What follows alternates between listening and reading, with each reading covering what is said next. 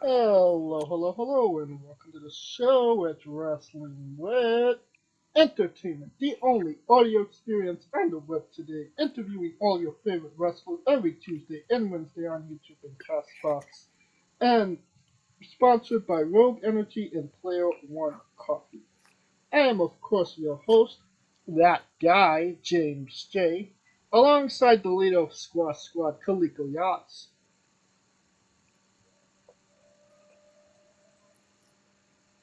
And we already lost Kaliko, if he was ever here to begin with. No, I blame the Marvin Gaye and Chardonnay because that's what I'm on tonight, baby. And the American Scooter Dust.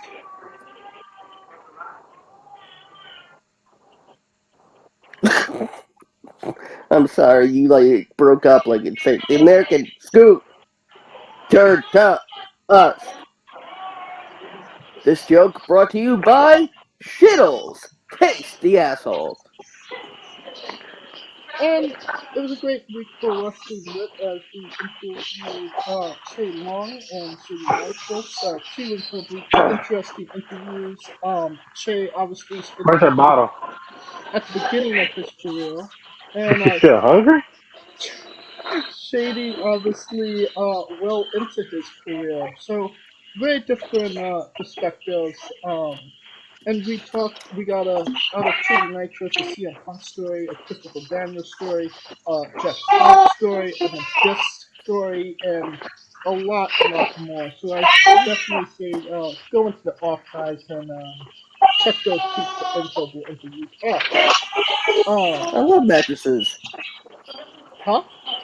I love mattresses. Yes. One of his the put downs people call him is Shitty Matrix. So yeah. Alright, we also have this coming Tuesday, Dr. Cool, Jay Klein, heading to Hotel California, and we talk everything Mike Anthony, the Battle of Hotel California, teaming with Bully Ray, Scooter's personal favorite, Phil Cardigan, and a hell of a lot more.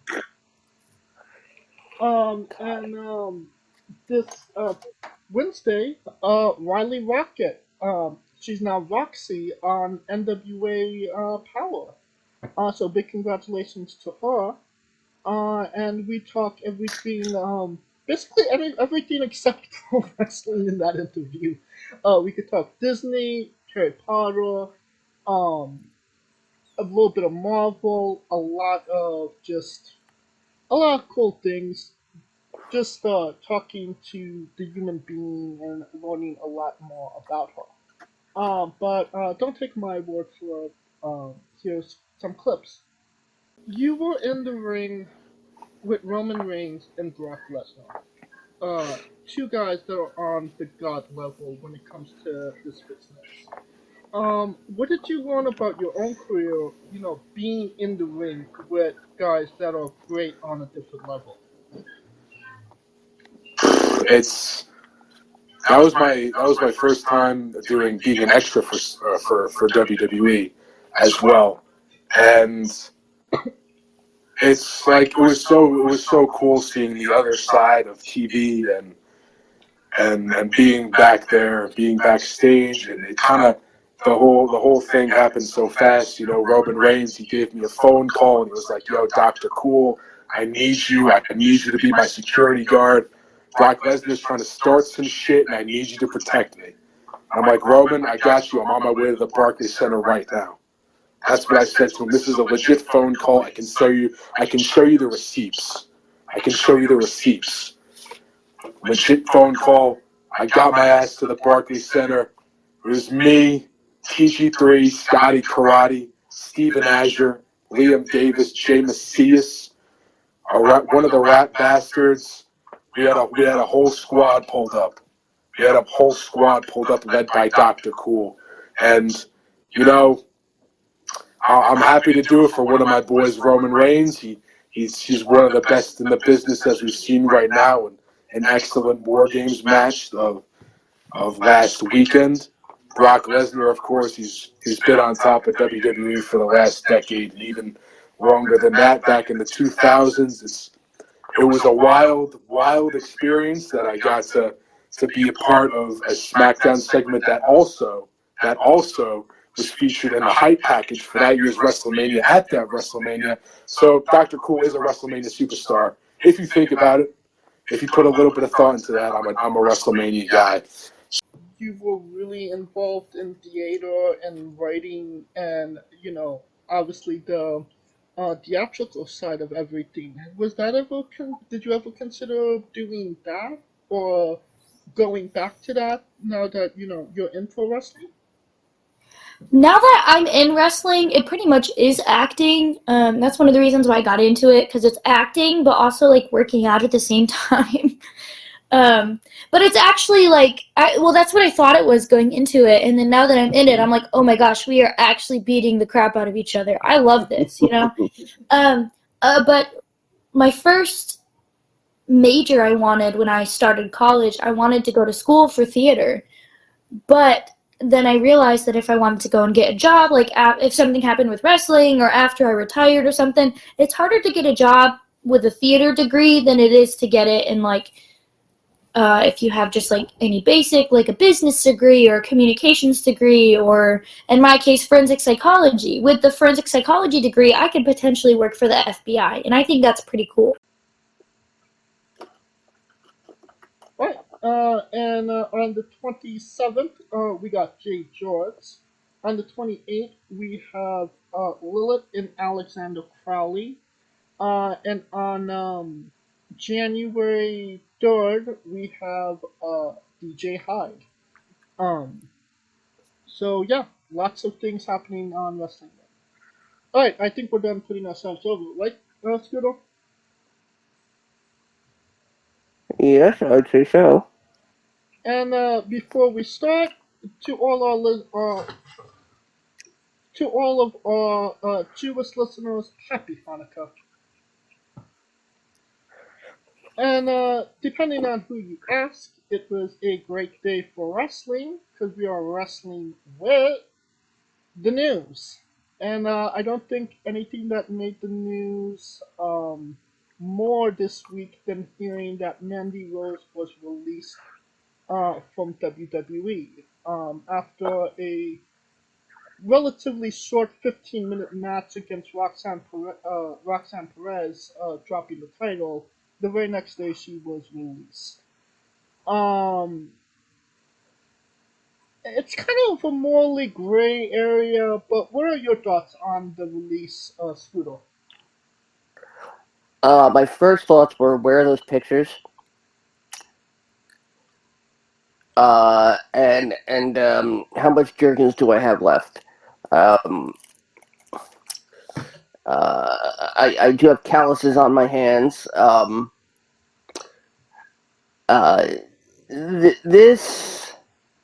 This seems like there's a lot more to it than we know. I mean, of course, we have to bring up Paige Saraya into this and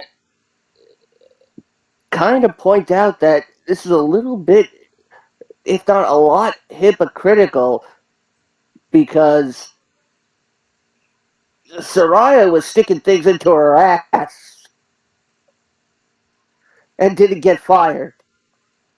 Okay, well, just to play devil's advocate here, she wasn't getting paid to do those things. Those were on her personal, server, cloud, whatever you want to call it.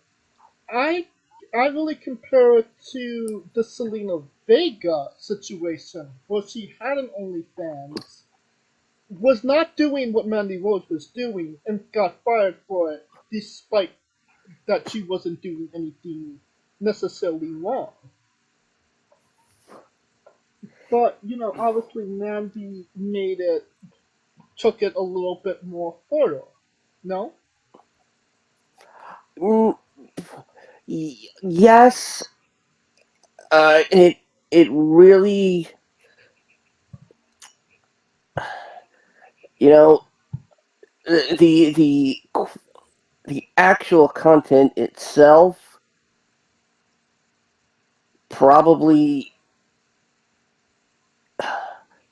probably plays a part more than the fact that she is naked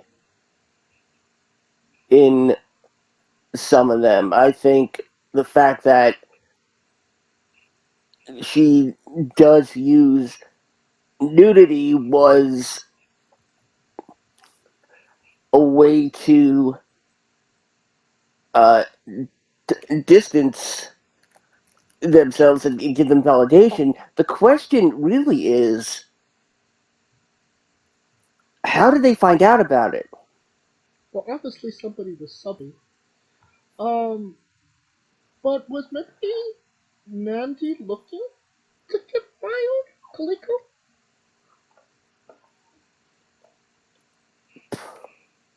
It's weird because I always looked at it like it's like the legality part of it all because everything is always based on intent, right? Like, was Paige intending to have those leaked on without her permission? No, right? Kind of can trace that back. When it comes to Mandy, she was the author, so it it came from her. So she is the soul. So I always look at it like the thing is because people always kind of got like, oh, it was leaked without her permission and da da da da da. Which yes, that is the case, but there's also an interesting point that I always look at is she's using a public vehicle, which is considered the internet. And yes, kids, when you post things on the internet, they belong to the government. And when you do that, it does become public property. Now, you can put it behind a paid firewall whether you want to, and people can get mad about the person that leaks it on the paid firewall, but that breaks in another legality of ownership, right? Paying to play, paying for access to something, or paying to something to own something. So it it's a lot of layers with this internet thing, and God knows what's going to happen with it. It she wasn't releasing them under the name Mandy Rose. She She's wasn't? she No, she was releasing them under her actual name, albeit Man, slight alteration. yeah, Mandy Sachs, which Sachs is a shortening of her actual last name. Mandy Rose's real name, Amanda Sacamano. Well, I mean, either way, it you could change the name, but the face stays the same. And But nobody owns a face. not according to WWE. Um, Um, Cause, but what I'm getting at is, obviously she knew what she was doing, and she had to understand that there was going to be some backfire for this. Was she looking to get fired? no, and I think honestly, if she took this to a court, she would probably win. She would probably win for wrongful termination. Um, the idea of what I'm assuming they're using as the reason to release her is that it violates some sort of morals clause, some sort of morality, you know, clause in the contract. Right. Um,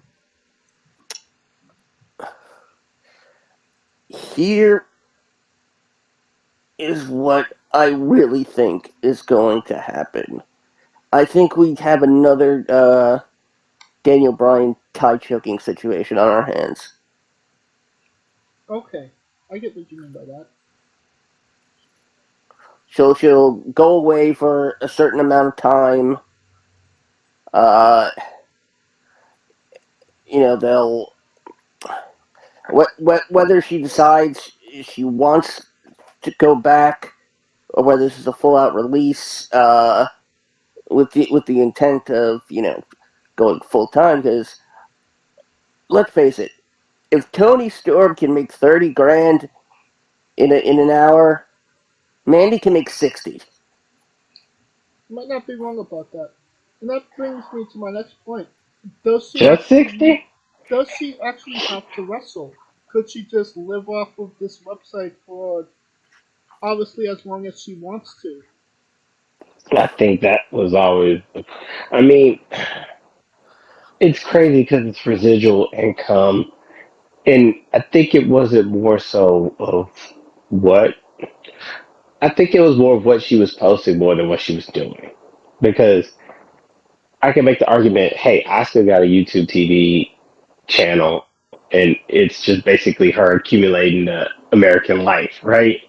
But she doesn't say Oscar, it's Kana-chan TV. Xavier Woods does it as well. It's just weird because it's one of those things where the person is profiting per se, and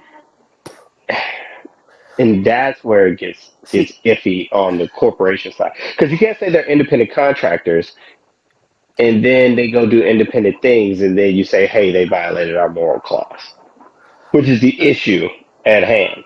uh, yes, we also have to take into account when she actually started doing this. I mean, Mandy Rose was a competitive, swimsuit model before WWE, um, and considering how many people actually knew about this, I have to assume this was started during the pandemic. Um, to to supplement um, her income. Does it give I you the mean, date of when she made the account on the website?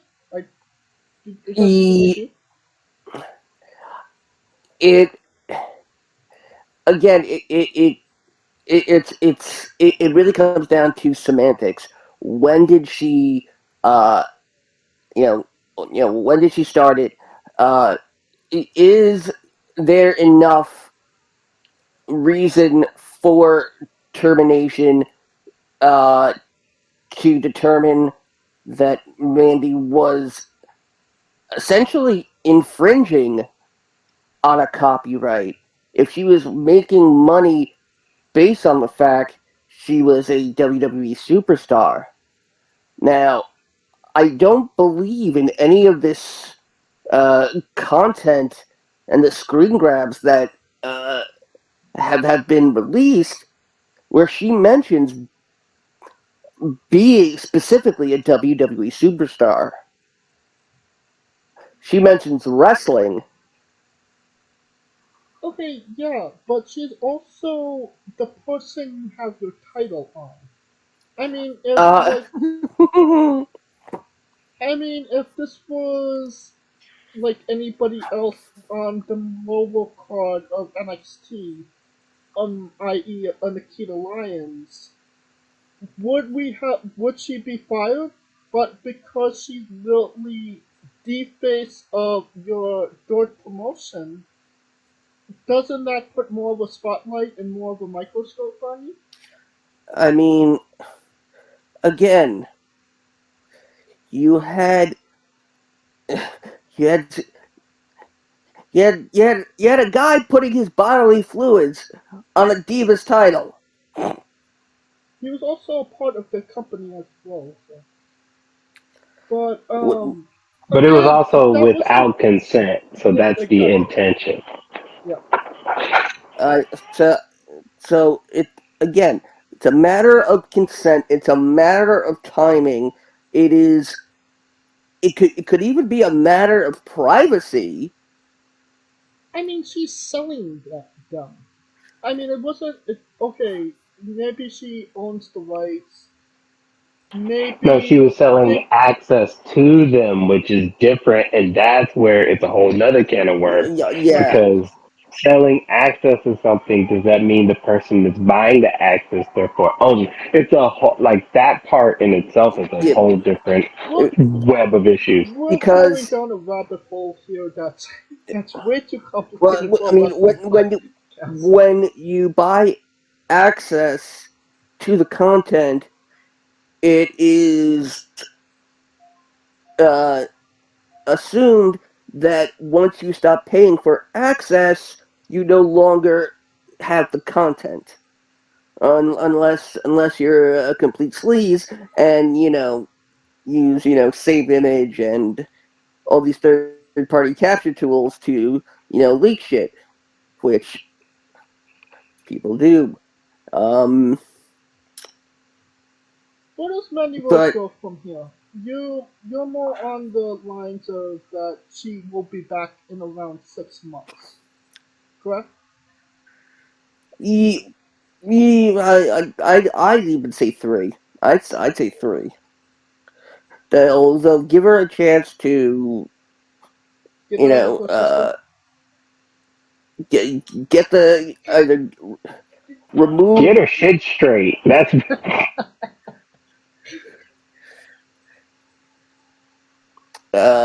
and they'll they'll want her back. Uh, Given the fact that they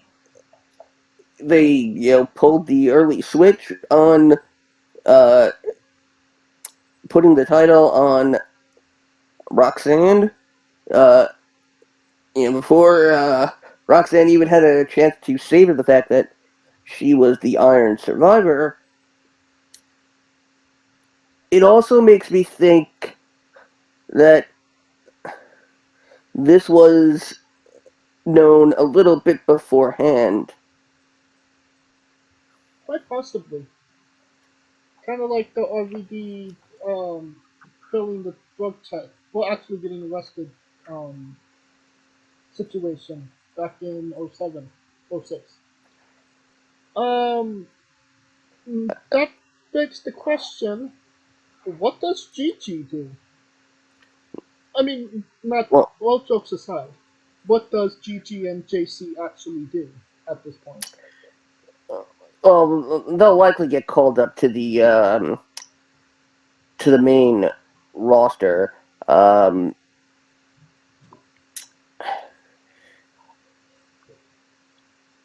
uh, um, okay. We all right. I'm taking back what I said. Um, it looks like she's gonna go full force with the racy content. Uh, I Doing mean, some it's investigative journalism that's gonna. her Instagram um, handle, which technically okay. Mandy Rose is technically her actual name. Rose is her actual middle name. Hmm.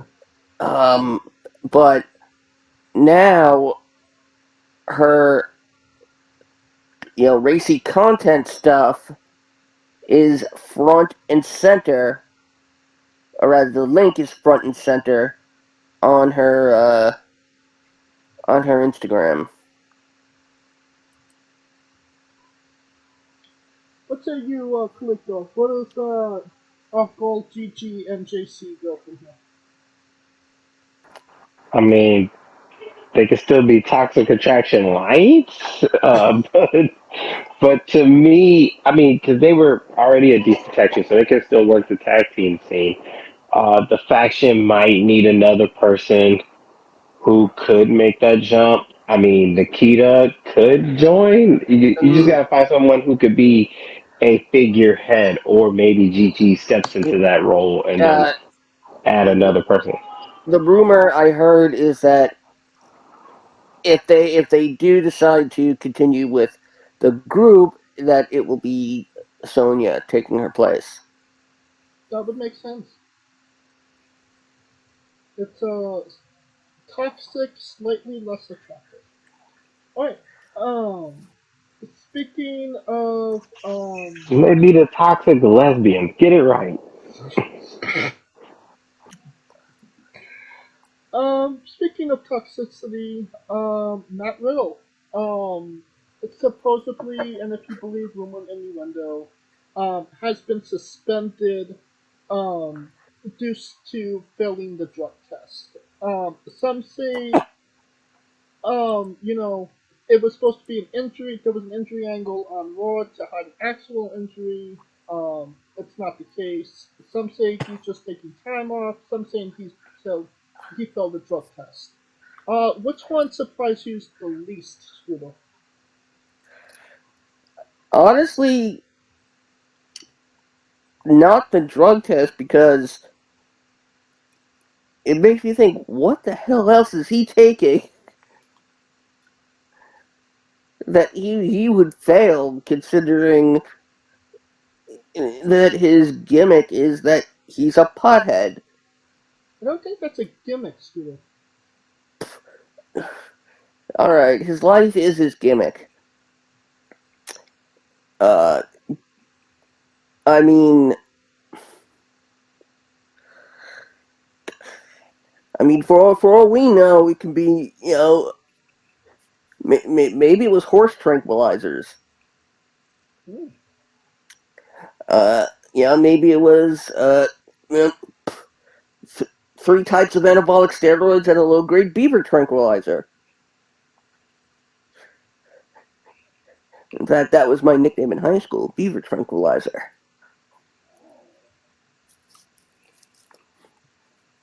Oh, Kaliko. Considering this guy is a pothead, it was reported that he was dating a porn star. And just all this negative feedback on him. Is he somebody that you actually go with and put him in a limelight situation as a babyface after all these things come out about him? I mean, they did all of that even with the whole cheating thing and put him with Randy Orton. So I mean, what happens outside really won't affect the inside unless the outside is just super, super off the chain, i.e., Mandy Rose or something like that. Because everyone knows his status. I think it's more time off. Because damn, that dude, like he's I can't even remember the last time he took off. He was they were working. Because remember the Arcade Bro thing was at the beginning of the year. Right. Randy gets injured. He does the injury angle with he does the angle with Seth for like 3-4 months, and so it's just maybe he just needs a rest for the rest of the year. Come back fresh at the Rumble. That would be my thought process. Because I mean, think about it. I'm trying to think who hasn't taken time off Besides during that Roman? whole year. You say what? Besides Roman? Yeah, other than Uh, Roman, I well, mean, I the mean, Usos took no, off a little bit too, but no, that's not really time off. I mean, that's just a very light schedule. Sure. Well, we've been talking about, everybody, and we've been talking a lot about Sasha Banks as recently as well. Which begs the question, where's Naomi? Does anybody care about Naomi at this point? Did even Sasha Banks forget about her? It does seem like Sasha is just going to New Japan at this point. Again, what about Naomi? Scooter.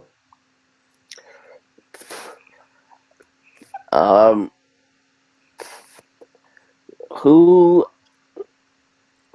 who knows at this point? I mean, maybe maybe Naomi will appear on an episode of Barmageddon.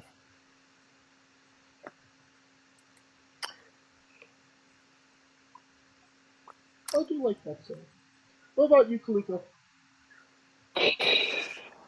I mean, you remember when Corey Graves used to talk all that shit about Sasha being selfish? And it seems like he was more accurate than what we like to admit. I swear to God. Like, I thought he was just bullshitting, but he seems to be got his finger on the pulse with her, boy. Carmella. But yeah, Naomi threw away the career. What killed me with her is she was coachable, and she let that one instance throw it away. Kind of sucks. I think she should get the benefit of the doubt and be able to come back because it's out of character for her. I mean, watch it turn out that. Wait, okay, so how long has Naomi and Sasha been gone? Roughly 6 months. Yeah, it's been a minute. It was supposed to be. It was Has right before Hell in a Cell. Okay, has anyone seen Naomi since? She was at a meet and greet with Sasha Banks in Chicago, I believe in September. What was she wearing? I don't know. I'm not a fashionista here. This isn't wrestling with fashion, Riddle. No, my money is on she's injured. How could she be injured? They were going into The a major angle where she was going for the world title. the bloodline is expanding. She's preggers. Oh, okay. You think? It would. Now that would make sense because when I got to talk to her, she did want kids. Because And Jimmy has kids, but she doesn't have kids. and we know Sasha is not. Right. Um, it of course, this is just speculation based on how much we've literally seen Naomi in any spotlight in the past 6 months. Uh, if around WrestleMania or even probably before, we see Jimmy, you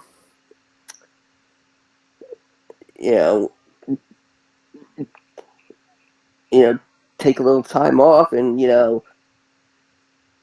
that's when to be a father. That's when the Usos drop the tag titles, which we're all expecting anyway. True.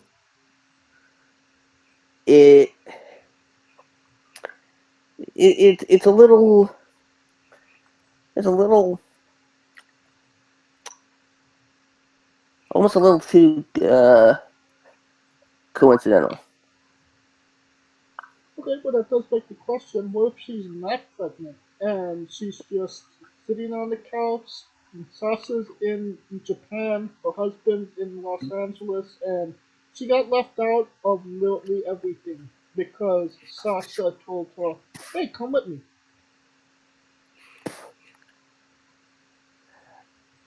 Uh, I mean, there was also that picture of Naomi and Jade Cargill going around at the MPA game. Are we saying that Naomi might becoming a baddie? No, not at all. Well, I mean, she was a part of Bad at one point. Not out of the She's West. not a good heel. She is not a good heel. Yeah, Yeah. no. I mean, the only other possibility, I aside from either she's really stupid or really pregnant, um, is they're waiting to bring in a second female member to the bloodline before they even bring in the first. I think if they would have brought a female member of the bloodline, it would have happened by now. No. Well, the the only true legitimate member of the bloodline only recently debuted. Oh, Ava Ring. Yes, not Ricky Starks. Um,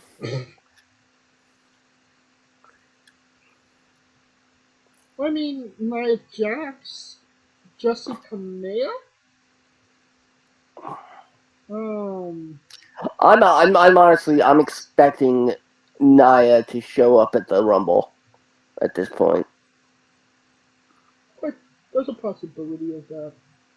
Um, alright, let's talk about the Arm Survival matches. They were last week.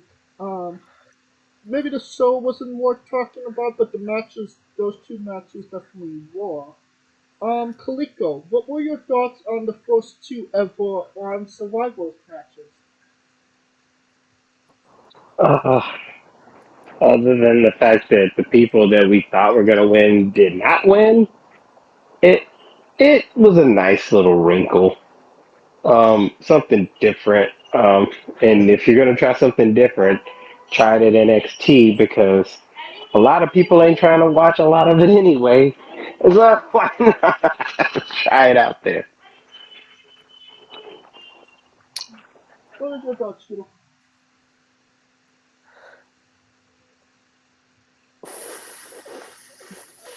Fucking Grayson Waller, man. Out of everyone, he did not need. He shouldn't have been the one to win that match. Oh my god. This was. This should have been Carmelo's time. Mellow is money. And, you know, unless they're bringing up Carmelo sooner rather than later, it's just baffling. You know, like the matches in and of itself were interesting, innovative, and entertaining.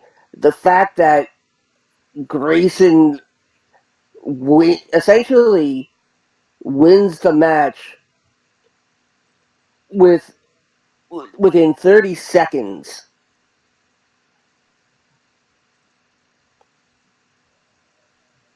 Just about getting those first two immediately.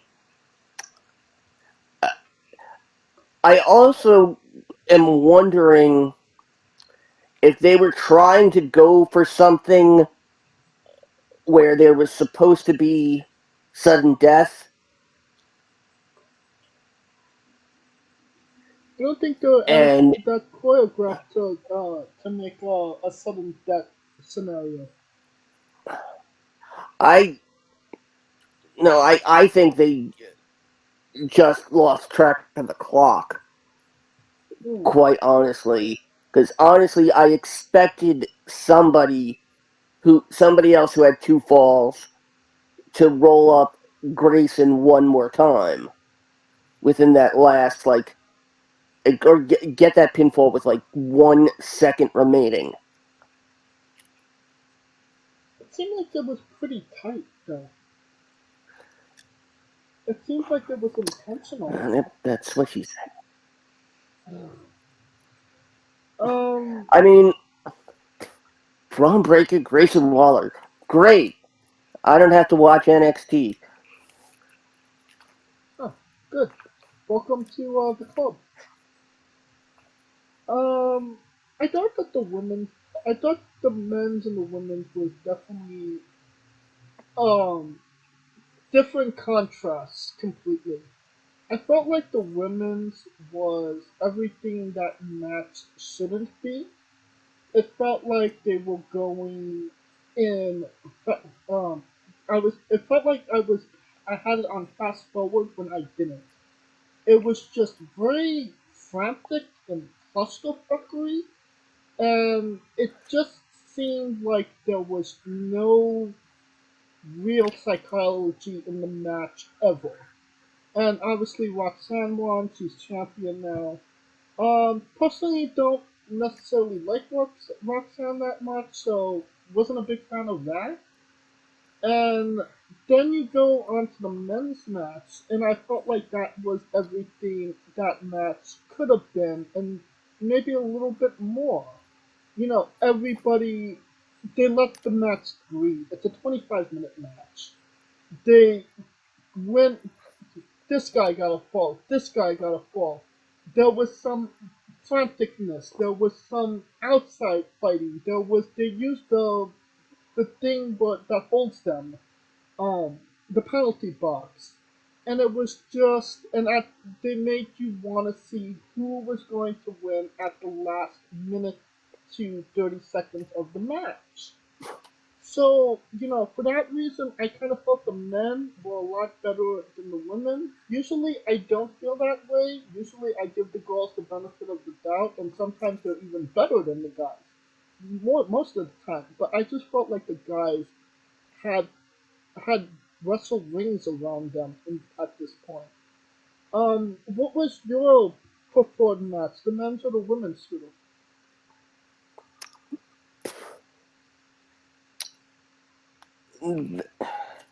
The men's. It was a bit. It was more exciting. It had the you know, it had you questioning who really was going to pull it out, especially with those scores being as close as they were. And there was a lot more pinfalls in the second one than there was in the first. Kaliko? Well, because all the girls in the women's were green to me, bad green. There was no general. Vice the men's, you could kind of tell that it was more cohesive, and in the women's, it's almost kind of like dance by numbers. Like, hey, 1, 2, 3, 4, that type of thing. Hmm. Well, speaking of paint by numbers, on the AEW side of things, at Winter is Coming, Action and Gruddy defeated Chris Jericho. Good God. Oh, man. You kind of knew it was coming, Because it but lasted a commercial break. that, and it's like, all right, he's clearly either AEW is really fucking with us, or they're going to legit pull their own Razor Ramon the Kid situation.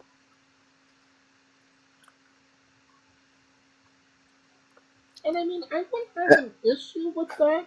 It was definitely a moment that made my jaw drop. I was like, wow, that happened.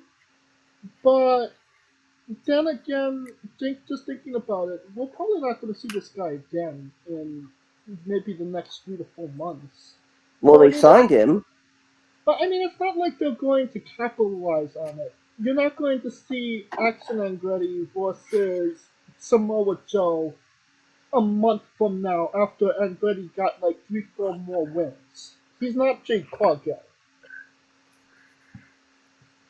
That's my problem with it.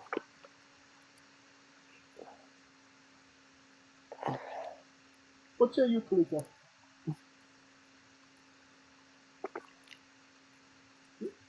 Did we lose Kalika? Nah, you were choppy as hell. What the hell is that? I couldn't even hear the question. Oh, I mean, my Wi-Fi is working. I'm green. Oh gosh. Oh Lord.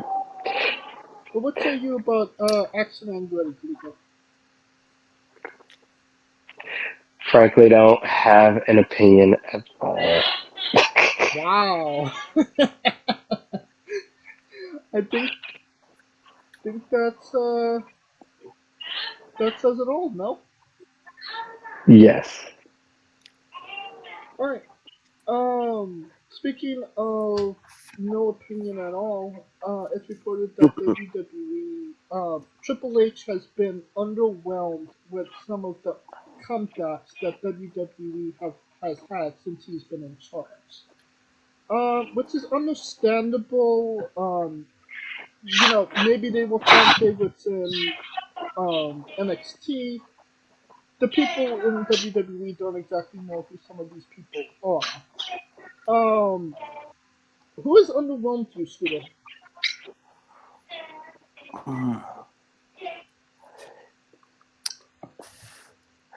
Well, assuming we're going to go back to AEW after this, because I think there's a debut you forgot to mention.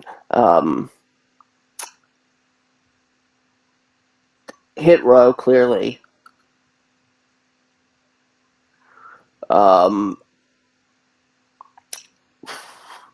Especially after SmackDown. Good God. Top dollar. Oof. I mean, they only brought him back to do the antique roadshow. So.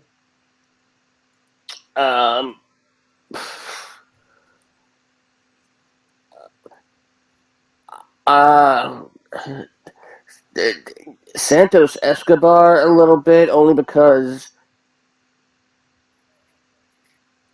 I think Escobar should have won the SmackDown World Cup.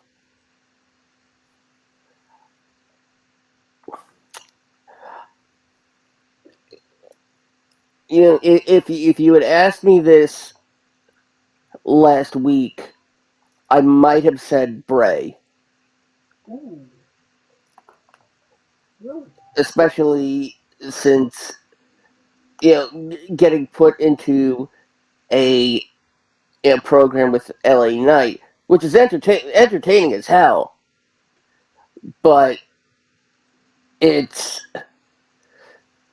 it's a little like, should is this the right feud for Bray getting back in the ring? But then then you had somebody actually dress up as Captain Howdy, Uncle Howdy, That was Uncle Cracker. Howdy Doody, on SmackDown. You heard Uncle Cracker.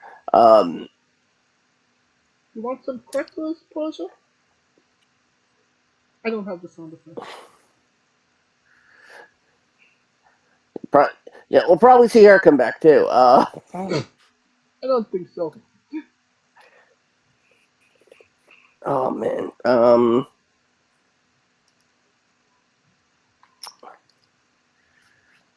What about you, Kaliko? Who has underwhelmed you since returning under the Triple H regime? Gargano. I can make the argument for Gargano. And Hit Row was behind. Hit Row was behind the curve because without Swerve, it ain't no Hit Row. Damn, that just you heard that bar right there. Oh, anyway. That's why they need But Carmelo. but I think Hit Row was already behind the curve because I think if they had Swerve in time, it would have made a big difference. Um, Gargano's been disappointed. Bray, he's trying to build a story. They're just letting him do his thing and build into it. People kind of thought he was just gonna hot shot to somewhere, and he's taking his time, which is what you want him to do. Um,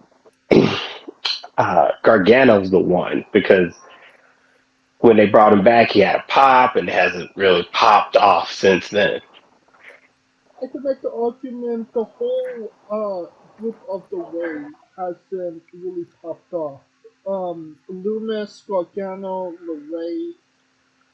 I could make the argument LeRae was supposed to be in the War Games match, and they decided to drop her because she was people didn't really respond to her.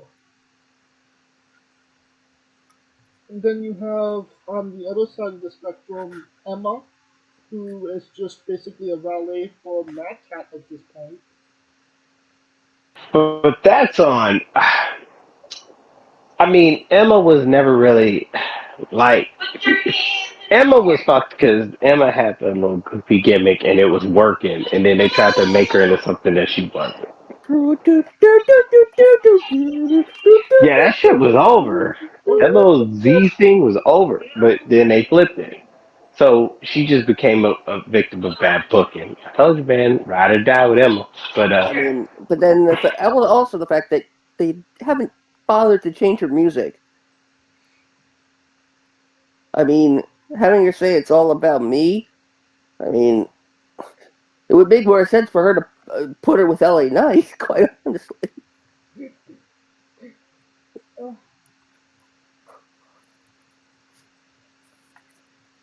well, I guess those are them the breaks. But I mean, then you have the fact that well, I mean, you could put her with LA Knight and then have her in LA versus Alexa and Bray. That's if they're gonna put Alexa back in that Did you not watch role. Raw?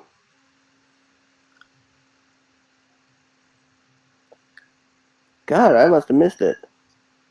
Yeah, Alexa was in the ring with Bianca, and the screen flashed the Firefly moth thing, and she had her in the Sister Abigail, but then she let her Oh, go.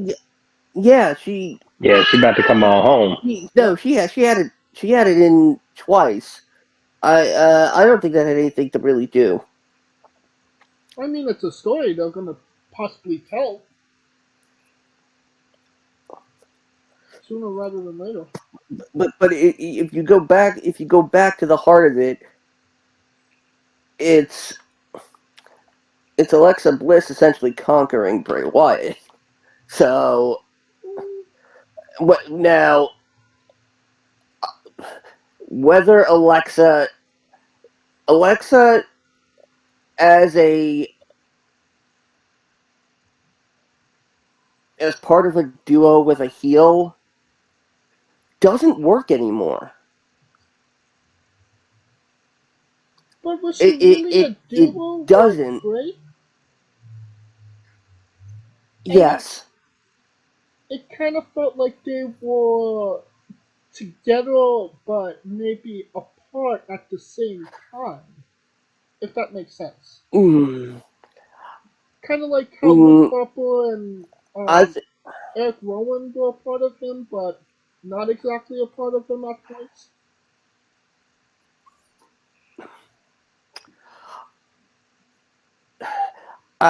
I think Alexa has really transitioned past the need for the supernatural gimmick. Now, most likely, I'll bet we're being misdirected. Hmm. And that a woman is not going to join Bray, they're going to join Uncle Howdy. So, The question howdy! the question is, who is Howdy going to be? Is Howdy going to turn out to be Bo Dallas? It is I honored based on how he was standing, my money would be on would would be on Howdy being Cameron Grimes. Ooh. I You know, think it's he kind was of like like he was like over. standing out there with his like hands on like his vest, like I kind of feel like Cameron would be too over as what he is now to change so drastically.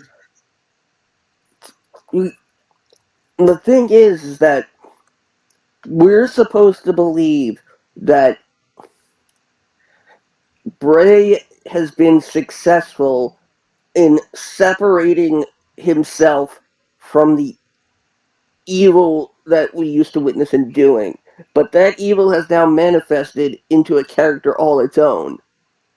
It's Like sort of like a new nightmare, where the villain is not actually Freddy Krueger, it's just an evil entity that likes the persona of Freddy Krueger, which is why he looks so different.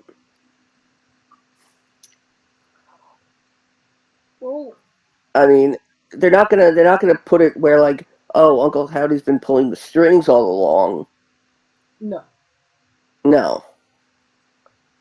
They could make. I think Bray is okay. I don't think that what he has done has been underwhelming. I mean, I haven't necessarily seen what he's done since he's came back, but I mean, he's Bray Wyatt, so obviously when he comes on TV, people are gonna watch it. But everybody else kind of seems like they were just, oh, you were expected to, you knew who they were on NXT, so you should like them on WWE TV, no?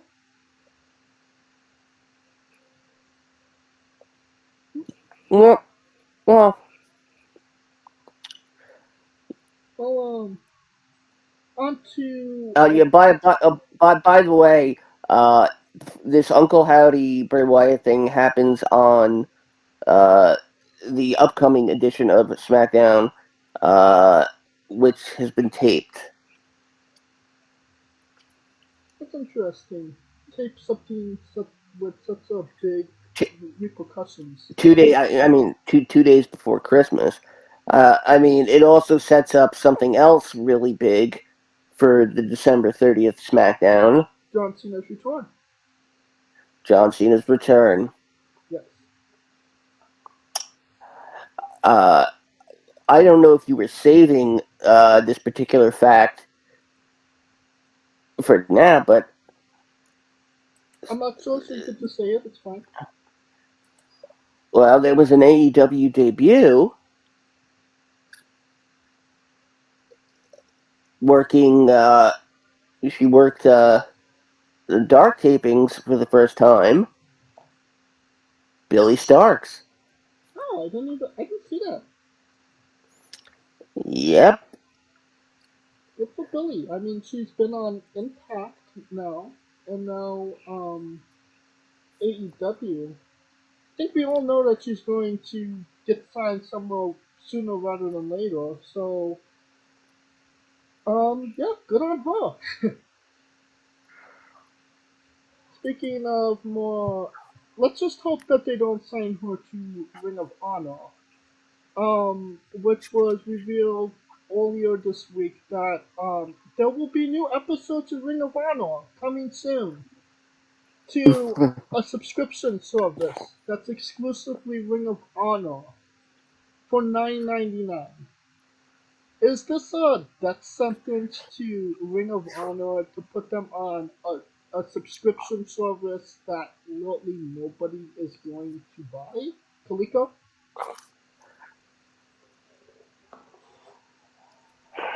That's the dumbest shit I've ever seen in my life. If this was 10 years ago, it would have been totally got worthy. But Ring of Honor is not that same Ring of Honor. And what group is going to ROH is not the same as it was even 5 years ago. So the demand's not there. And I don't see it going anywhere. they're not putting the pay-per-views on there. You can see them 90 days after they've gone live, but again, what's the point? This model didn't. I actually think there is going to be a TV deal in place soon. I believe Tony did say that there would be a weekly ROH show, but on the subscription service. I mean, right now, AEW is in a new overhaul of getting a new look for the new year. How are they going to deal with Ring of Honor when they have to deal with all those changes to the actual company? considering the fact that Tony, it kind of explicitly almost stated that you know that our Ring of Honor was going to try. There was going to be an attempt, at least, to try and disassociate Ring of Honor from AEW. Right, but Um, all of the AEW guys have the Ring of Honor titles, except the Briscoes. um, which this would have been a perfect opportunity for okay. Let's say you get Honor Club. Okay, great. You pay the base $9.99.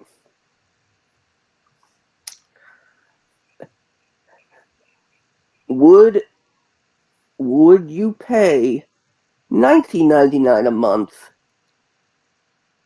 if it meant having access to the Ring of Honor pay-per-views live and AEW's 5 pay-per-views live?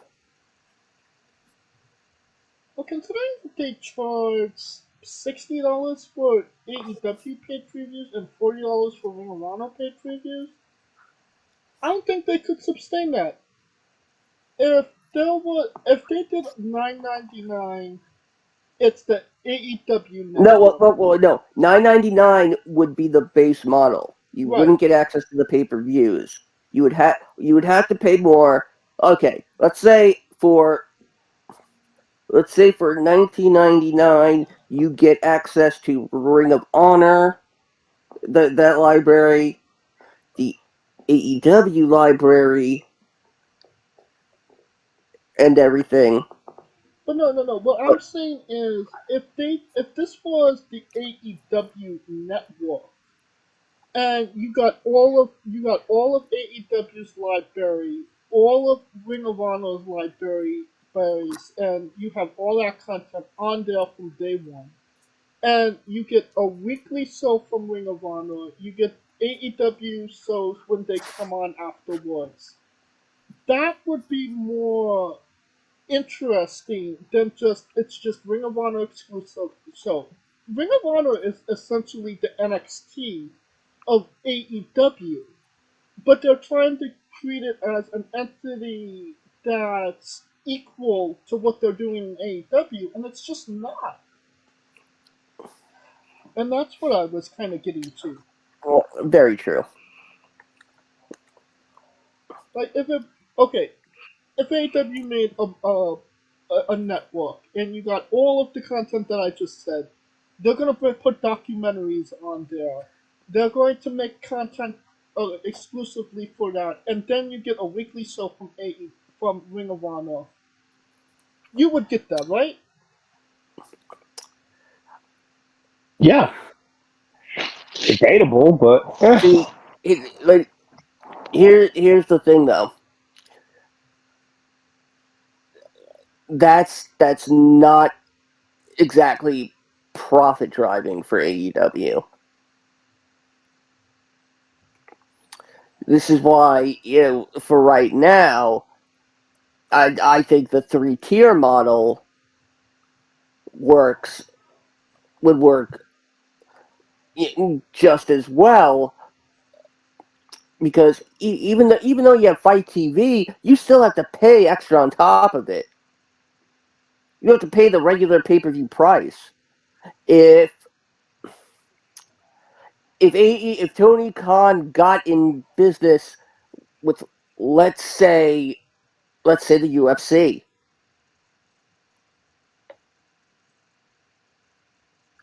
Well, no, because UFC's on ESPN. Showtime and Bellator. And, hell, throw boxing in there, too. What about what's the network that AEW would be closely associated that has a network? Would it be Discovery? It would be Warner Discovery, which is merging. Would they come get Ring of Honor on the Discovery app? Like they would like a weekly live show on their, not live, but a recorded Mm, wrestling show weekly on their app. there's not a lot of people, use the Discovery app. Wait, oh no, who's Warner? It's Are they merging with Paramount? I think they'd have a better shot on the Paramount network. Quite honestly, um, No debating that. because I feel because like the Paramount network, Paramount's a little more family friendly than. Paramount offers the live feeds of the Big Brother house 24 hours a day when that's in season. Oh God. Yeah. They also have commercial free and with commercial options. This is correct. So AEW and Ring of Honor attaching to another service or going in league with another combat sport would probably be the better option. I mean,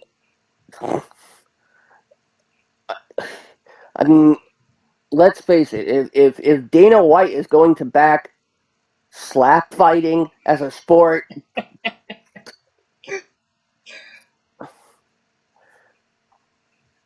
I'll be like watching it.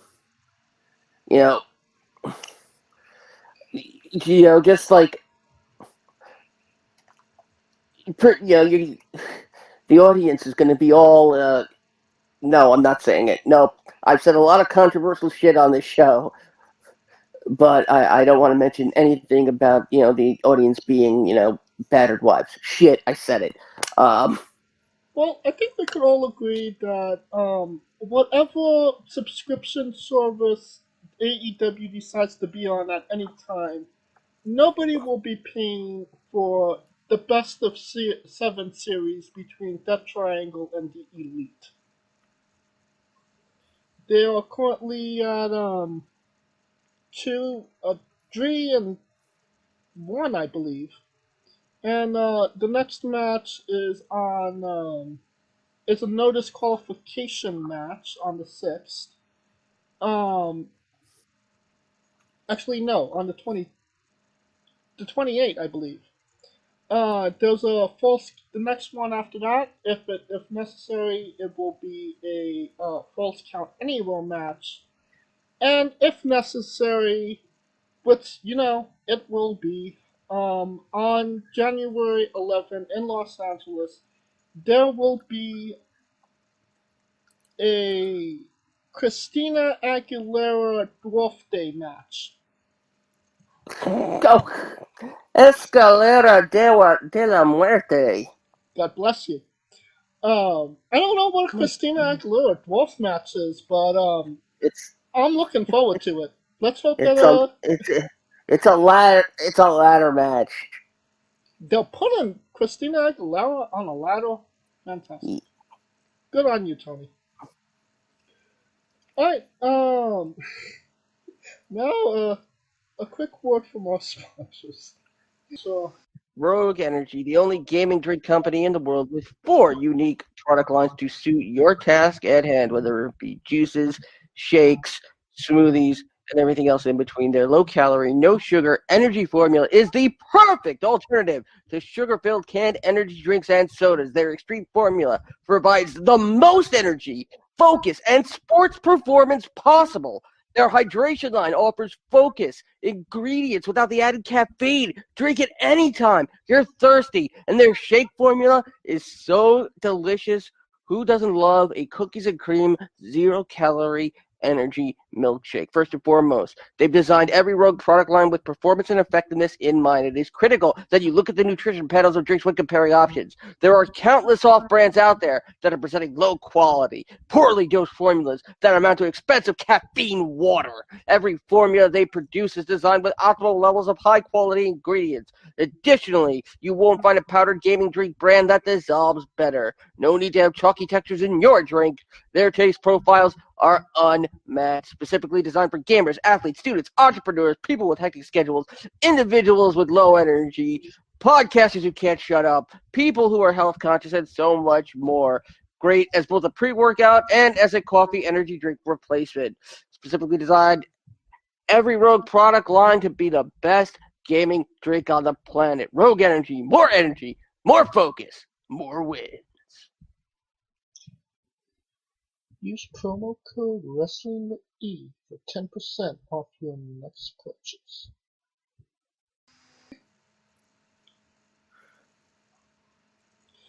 And we are wrestling with Wrestle Kingdom 17. It's coming to us January 4th at the Tokyo Dome in Tokyo, Japan. As many times as we've reviewed Wrestle Kingdom, I think this is the first time we're actually previewing it. So let's get into it. The opening match, it's an exhibition match. We got Hawaii versus Bolton Oleg. Yeah, these are young lions. Hold on. There's definitely I have Iowa. to bring this up Iowa. so you can you know, so we don't murder the English language again. Oh shit. God, God damn.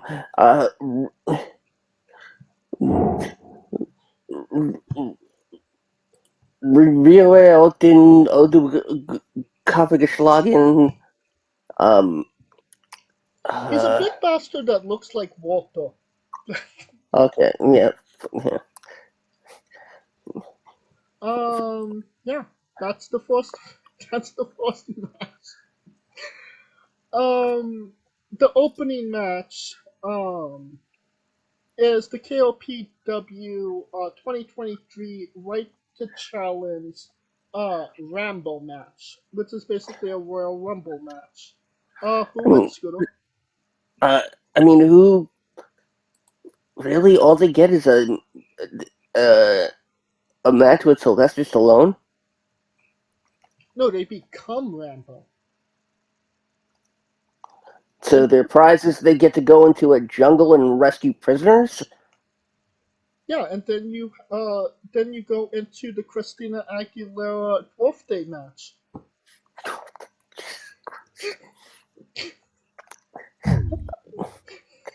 James, please tell me you don't have a learning disability you don't know about. What are you talking about? It would be great. Well, I can tell you this: the winner is definitely going to be a participant. I can't agree more. And we will get Kaliko's opinion when he comes back from the dead. If he comes back. Yeah. You know how it is. Alright, then we got the Antonio Inoki Memorial 6-man tag match. You got Yuji Nagata, Satoshi Kojima, Togi Makabe versus Tiger Mask, Minoru Suzuki, and Tatsumi Fujinami. Um, I mean, a lot of legends, a lot of great talent in this match, but it's a little clusterfuckery to see Minoru Suzuki with Tiger Mask, no? Yeah, it's for Inoki, and I mean, when you got the guy who created Metal Gear in this match.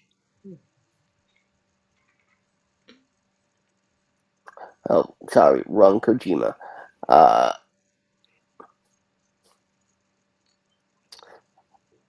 See the team with I'm trying to Fujinami. sneak around. Yeah. Yeah.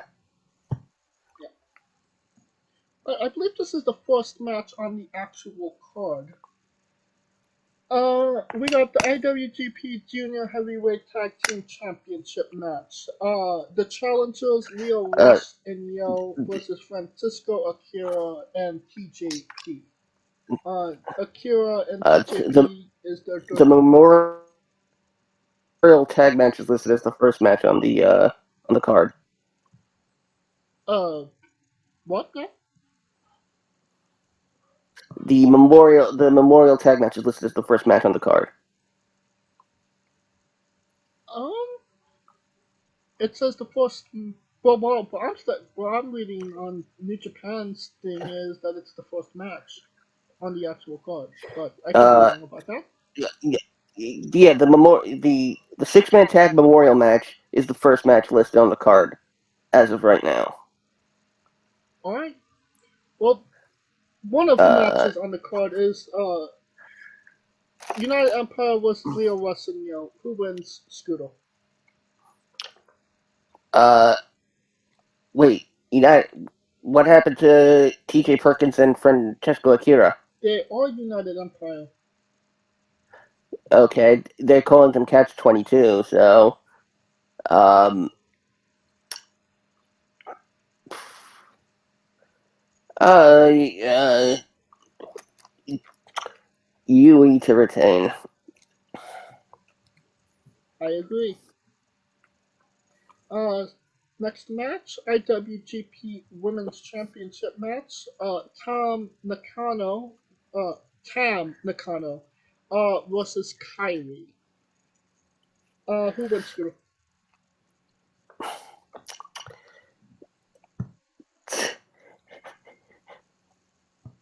It's gonna be interesting if this is where we see Sasha's appearance. So you mean we're not going to see Sasha Banks attack Yoshihashi? I think she might order him from the sushi menu. That's disgusting. Yoshi's a beloved staple of the Nintendo world. When he gets staples put in him, he's delicious sushi.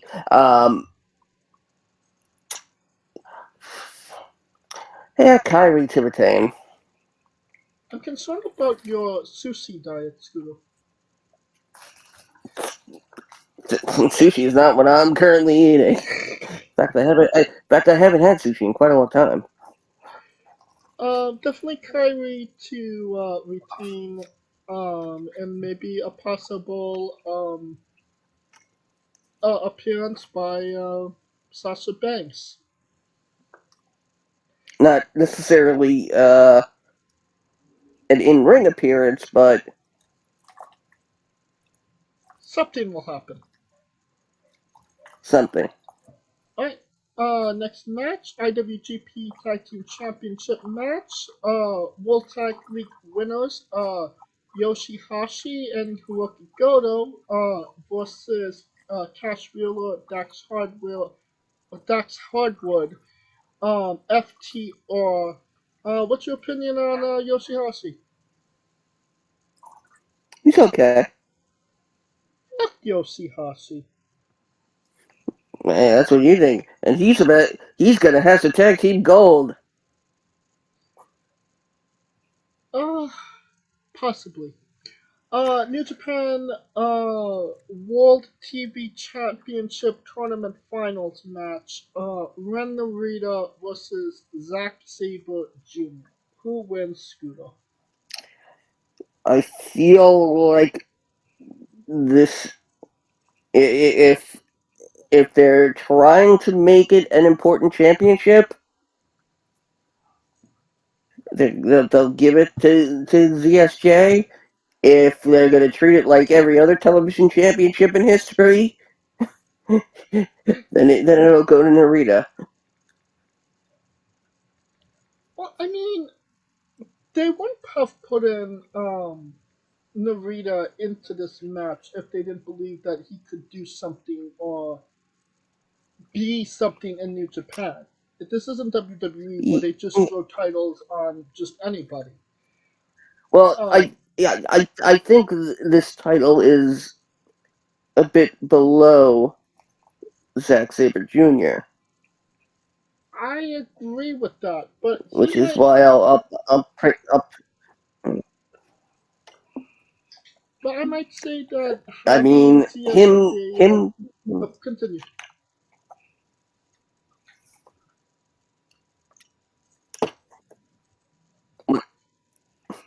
coming in all choppy.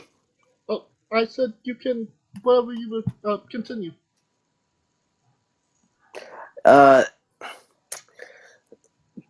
putting this title on Zack Sabre Jr. is the equivalent to me of putting the United States title on John Cena. I mean, yeah, but it's a new title, and don't you want that more notoriety of a guy? And the matches are only 15 minutes long, so Like all other television championship matches, right. they And did they really need another men's singles title? well, I mean, they got rid of the Intercontinental, so I guess, yeah.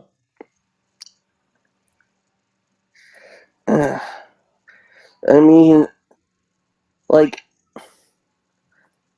surprised there's no like you call it the the JPW Nippon Championship or the Rising Sun Championship. Well, I mean, they get all Like, their title names from WWE. well, Television Championship is WCW, Oh, tomato, tomato. and who could forget when Jim Duggan won the title by finding it in the trash?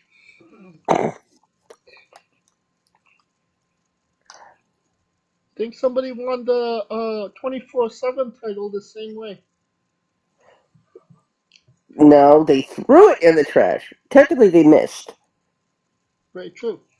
All right, I'm going with CSJ. You with Narita, right?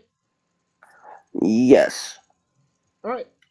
Never Openweight Championship match. Tamatanga versus Machine Gun Carl Anderson. Who wins here? Well, if this was a never open your mouth match, I'd certainly lose it to my ex-wife. But the fact that he beat Hikuleo when we all thought that it was just an excuse to get the title off of him, it it changes the the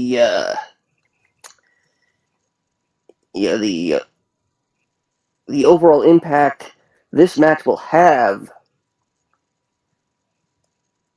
going forward between WWE and New Japan. So you're saying that there's a chance that Carl Anderson actually wins this match? Yes, that's what I am saying. I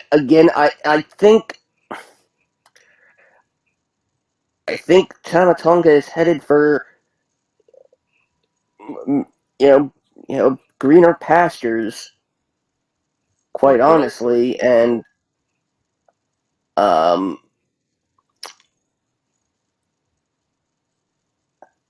And keeping it on Anderson,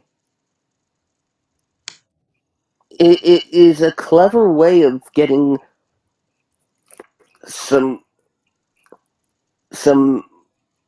little bit of much needed free publicity in the West.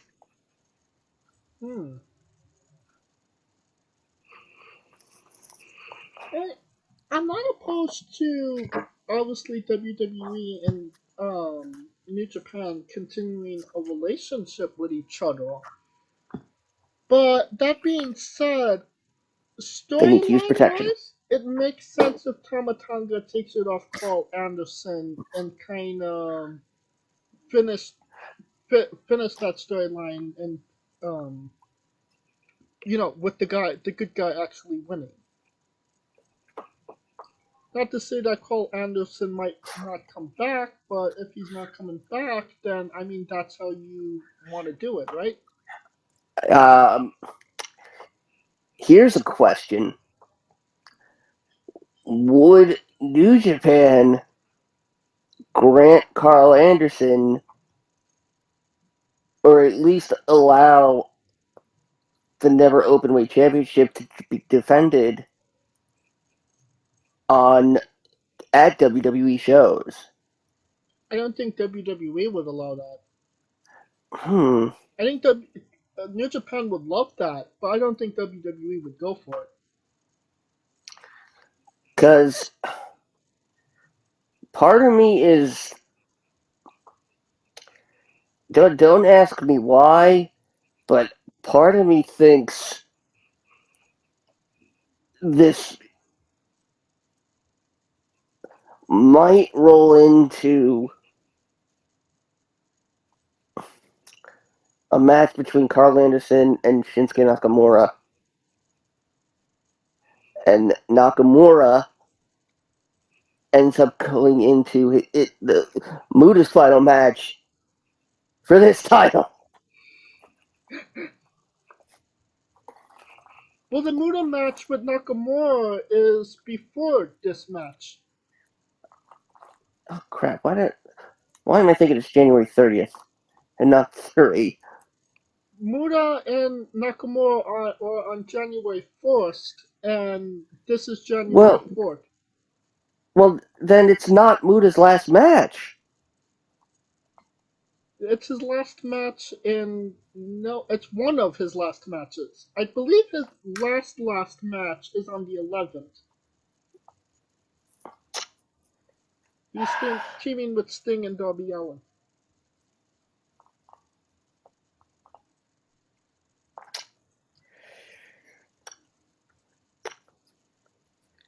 Carl Anderson or Tama Tonga? Right. Who wins?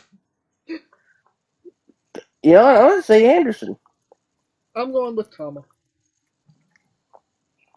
That brings us to our next match. Keiji Muto's last match in New Japan. Sota Uno, Hiroshi Tanahashi, and Keiji Muto versus Bushi Sanada and Tatsuya Naito. Who wins? Say that first name again. Tatsuya Naito? No, who's teaming with Tanahashi and Muto? Oh, Sota Uno.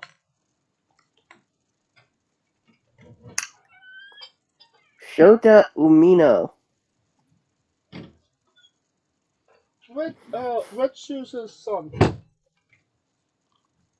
Yes, it's not Shota Uno, it's not Shota 1.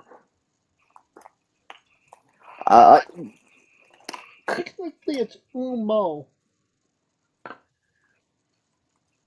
Yeah, tomato.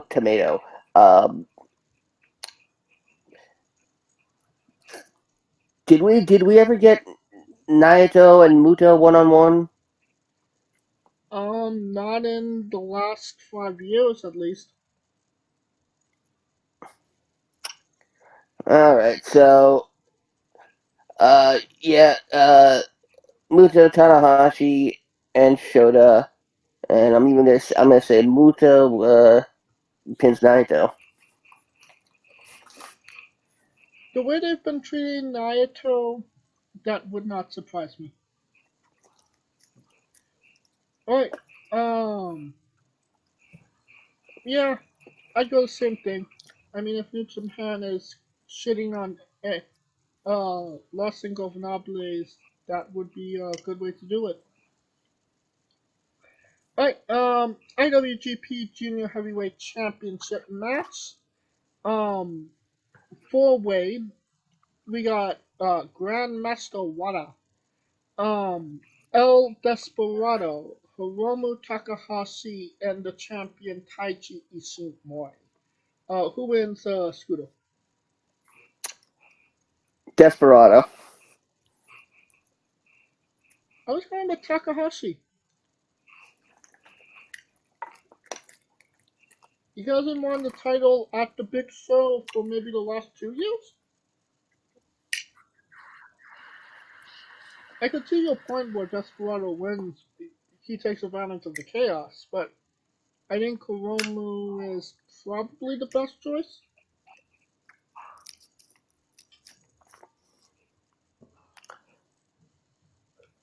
Right? Um, this is interesting. LEC presents the IWGP US Heavyweight Championship double main event. Will Ospreay, the champion, versus Kenny Omega. Who wins, Scooter? We talked about the U.S. title on John Cena. Well, looks like the IWGP US title is coming back to America. On a Canadian. Canada's in America, but it's a U.S. title. I mean, that'd be really weird if there was an IWGP North American Championship. It's coming this June. I mean, why is there no IWGP Japanese Championship or Japan Championship? Because it's the International Grand Prix Championship. I mean, it'd be just stupid if it was the Tokyo title. I mean, why not call it the IWGP Grand Prix Championship? That way we call it the International Wrestling Grand Prix Championship. And then you have it defended in a Christina Aguilera Dwarf Day match. How you can get Christina Aguilera Dwarf Day from Escalera de la Muerte? It boggles my mind.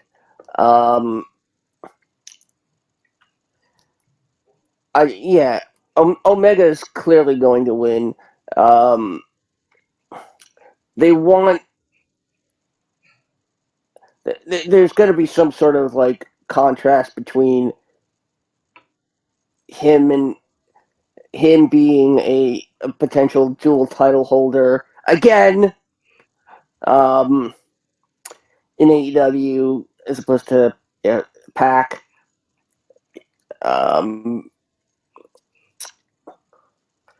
But Omega wins, and I'm betting this title is even going to be added to the trios title match. We all know it's going to 7. Yes. I see it the opposite way. I see that this is New Japan bringing in Kenny Omega to make their guy look good in Osprey. As much as I hate Will Osprey, it seems like he's their guy. They want to build him up. Maybe some people, including myself, really don't believe him as being on the level of a Kenny Omega. So they want to remove the doubt by having him beat Kenny Omega. That's how I saw it. But then again, like you were saying, there's a potential of having two of your champions be a part of, or being also a part of the two biggest wrestling companies in the United States and WWE and AEW. I mean, if that's the case and you could get that down, would you rather have all your champions be from different companies and just come in when they need to? Or do you have the guys that are actually there and is going to be there every week and every month?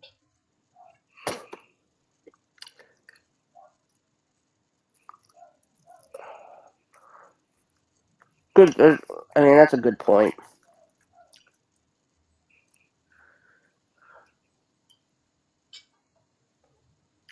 Right. And then we have the IWGP World Heavyweight Championship match. You got the challenger and winner of the G1, Kazuchika Okada versus Jay White. Who wins, Scooter? Okada. Yep. Means pretty cut and dry at this point.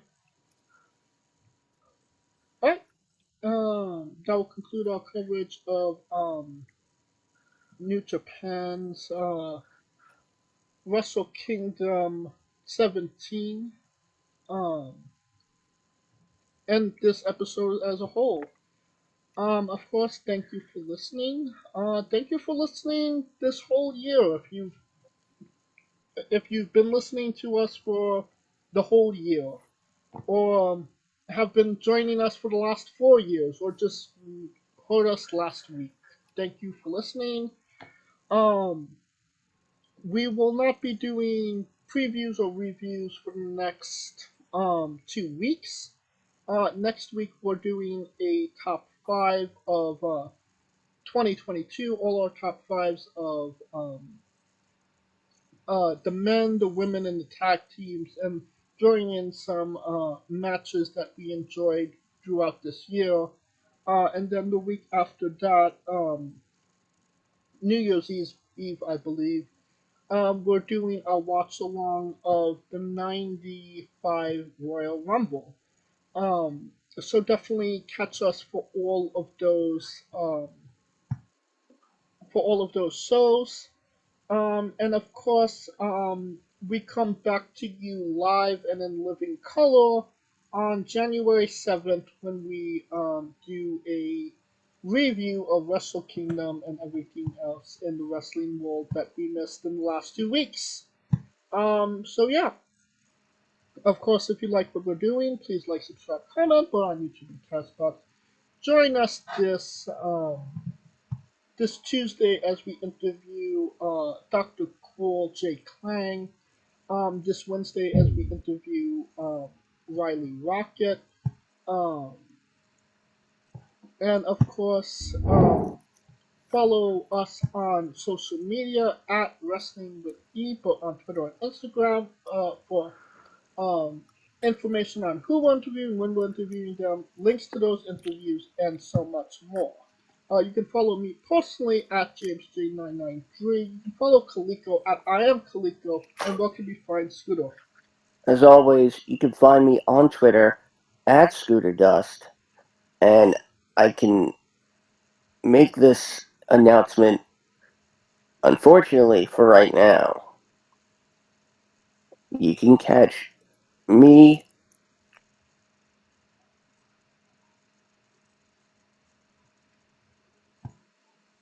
Oh, then we lost Scooter.